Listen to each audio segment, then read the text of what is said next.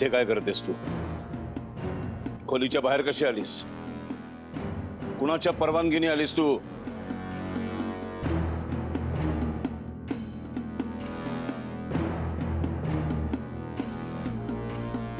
नाही, ते देवीची सेवा. कोणीतरी मदत केल्याशिवाय तू एवढी हिम्मत करणारच नाहीस.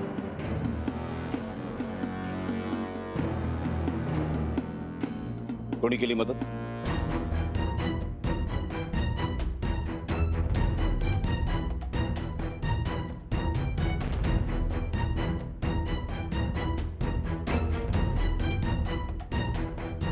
मदत कोणी केली हिला? कुणीच नाही. मी स्वतःहून आली इथं. घरात उद्यापासून नवरात्र उत्सव सुरू होतोय. म्हटलं देवीच्या सेवेत माझा बी हातभार लागावा असं वाटलं होतं मला. पण इथं मला कोणीच हात लावू दिला नाही. कारण सगळ्यांनाच तू माझ्यावर घातलेली बंधनं मान्य आहे. मग त्याच बंधनामध्ये आनंदात राहा. उगाच ह्याच्या त्याच्या जवळ जाऊन कुटुंबाचा भाग होण्याचा प्रयत्न करू नकोस. पस्तावशील. माझ्याशी तू असं बोलतोस? अरे पण आई आहे ना मी तुझी. आई नाही, आई नाही, आई नाही, आई नाही.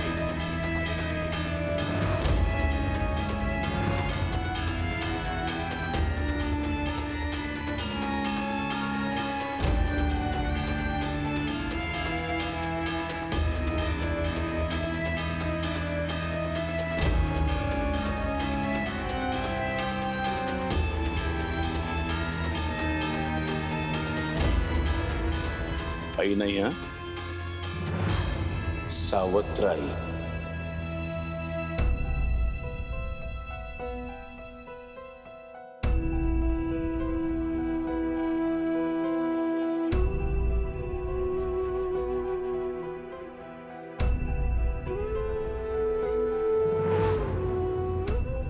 देवी माझं बोलून झालंय.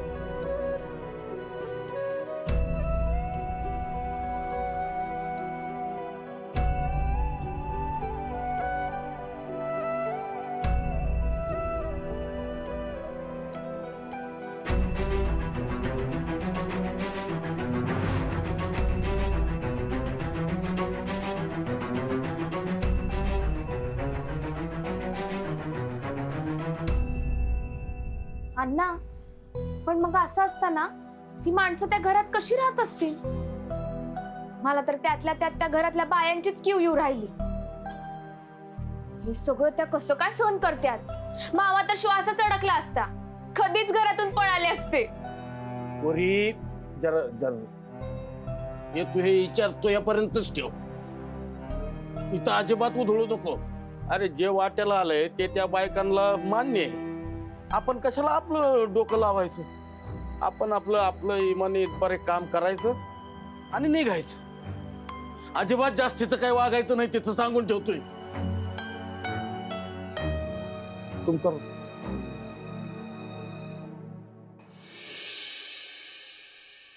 कुणाच्या परवानगीने आलीस तू? कोणीतरी मदत केल्याशिवाय तू एवढी हिम्मत करणारच नाहीस.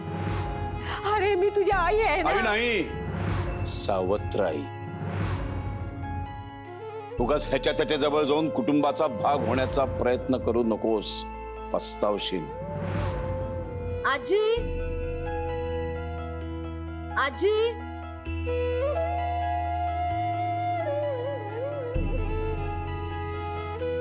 हो आजी, जेवायला आणलंय बघू, जेवून घ्या. घेऊन जा परत. नका आहे मला. हे बघा, हे अशा तुमच्या वागण्यामुळे ना मी किती बी भारी असले ना कामात तरी मला बोलायचा चान्स सोडत नाही बघा लोक. तुला बाई कोण कशाला बोलतय? जा आता तुम्ही जेवलात नाही तर लोक काय म्हणणार की मीच तुम्हाला जेवायला देत नाही. लोक तुमच्यासाठी चांगलं चांगलं खायला द्यायचं नाही म्हणून प्रयत्न करत असतात, पण मी आणते की नाही. हा आजी, पटकन जेवून घ्या आणि औषध घ्या, औषधाच्या गोळ्या घ्या. आता औषध नाही घेतलं तर कसं बरं वाटेल आजी? हा चला चला चला, लवकर जेवून घ्या. माझ्याकडे अजिबात येळ नाही बघा. उद्यापासून देवीची पूजा सुरू होते, तेव्हा समधी कामं माझ्याच डोक्यावर पडली आहेत. म्हणजे माळापासून निवद्यापर्यंत समद मलाच करायचंय. माझ्याकडे अजिबात येळ नाही, तुम्ही जेवून घ्या बघा. अगं जा गं बाई. आता मी नसन या घराचं काय होणार आहे देवाच ठाऊक. चला चला, माझ्याकडे पण येळ नाही, तुम्ही जेवून घ्या पर.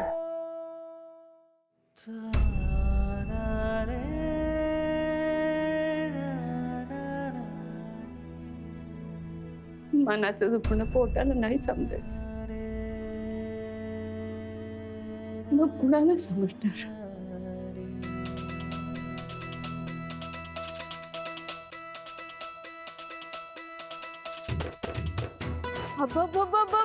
अण्णा, हो नक्की हेच घर आहे ना? हा हेच आहे. अयो, अण्णा पिक्चर मध्ये हेच घर दाखवले असतील ना? या घरातली देवी जवळजवळ 300 वर्षापूर्वीची आहे. रावसाहेबांचं खापर पंजोबा भवानी मातेचे मोठे भक्त होते. मग त्यांनाच पाया खोदताना देवीची मूर्ती सापडली होती. आधी नवरात्रीत लई जंगी पूजा व्हायची. एका टायमाला 108 संबळ वाजायचे. मावा बाप पण वाजवायचा त्यात. हा पण आता तो दिमाग नाही राहिला. पण त्या 108 संबळवाल्यांपैकी नगरकरांच्या घरात नवरात्रीत संबळ वाजवायचा मान आपल्याला मिळाला. हे लय भारी घडलं. हा? लय भारी. हा. चला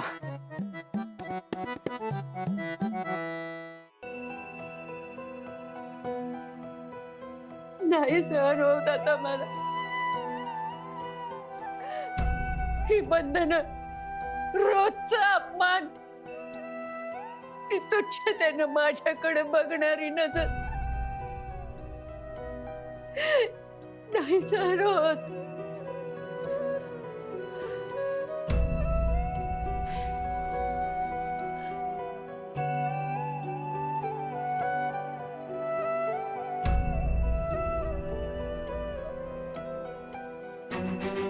नाही राहायचंय घरात मला. वय आज आणि आता लगेच निघायचंय. निघून जायचंय दूर कुठेतरी कायमचं.